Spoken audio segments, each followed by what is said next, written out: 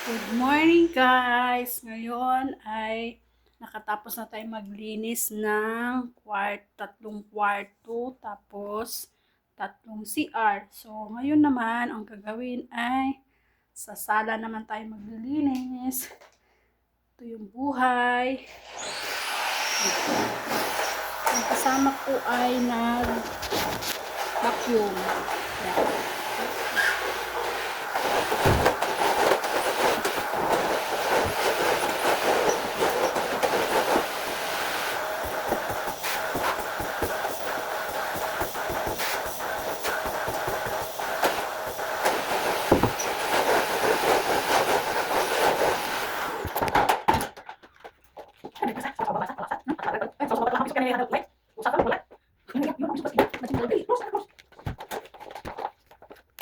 Dito sa kabilang sala, dito naman tayo sa kabilang sala.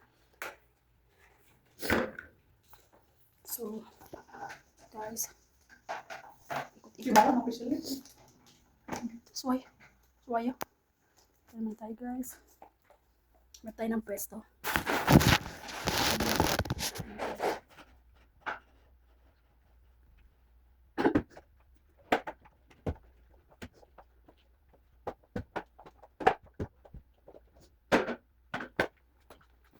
Guys, ay hindi naman siya ginagamit pag may bisita lang, kaya wala masyadong walang bumi, unas, may kabok lang. So ayan guys, pagkatapos nito guys, ito naman tayo sa kabila, sa ano naman, gas.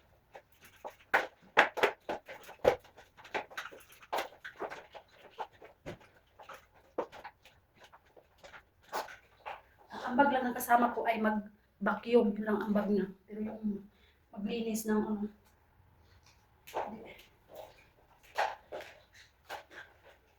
kaya sa umaga ngayon, alas 10 pa lang, natapos ko na yung tatlong kwarto, tatlong CR, tapos nakapag-map na dito sa sala, tapos dalawang sala. Umaga pa lang, natatapos na yung trabaho ko. Mamaya naman ulit, ay pagdating ng mga amo ko, yung mga hubad naman nila, kasi nga, katulad na sinabi ko sa inyo, na pag naghubad sila, para silang mga ahas, kung saan sila naghubad, doon lang din ang kanilang mga gamit sa sahig. Kaya kailangan ano ka talaga, nakasunod ka kaagad pag nandiyan na sila. Mga sapatos, andyan lang yan, nagkalat mo siya, ginaganyan pa yan mo. Kaya, kailangan, pagdating nila, abangan mo na kaagad na iligpitin mo yung mga ginagamit nila. Kaya mamaya doon naman tayo sa labas maghugas ako doon kasi di ba kahapon naglinis kami doon sa labas sa likod ng bahay. Nagwalis na ako, hindi ako naghugas kasi nga pagod na ako. Kaya ngayon ko gagawin kasi yung kasama ko lagi yan nandyan sa likod kasi naglalabas siya. Pero hindi talaga niya mababanwas-banwasan ng tubig guys. Hindi niya mabanwasan, hindi niya magawa. Diyan, nag-away kami niya noon. Sabi ko sa kanya, dito ka naman naglalaba, dapat yung tubig, banwas-banwasan mo naman yung paligid. Kasi alikabok masyado. Kasi di ba nga, nag-uulan ng alikabok. Alikabok.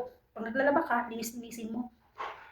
Hindi talaga guys. Nag-away na kami yan kaya hinayaan ko na hindi siya maglinis para hindi naman kami mag-away kasi nakakapagod, di ba? Na mag-aaway na mag-aaway. Nakakapagod kaya isip ko hindi naman din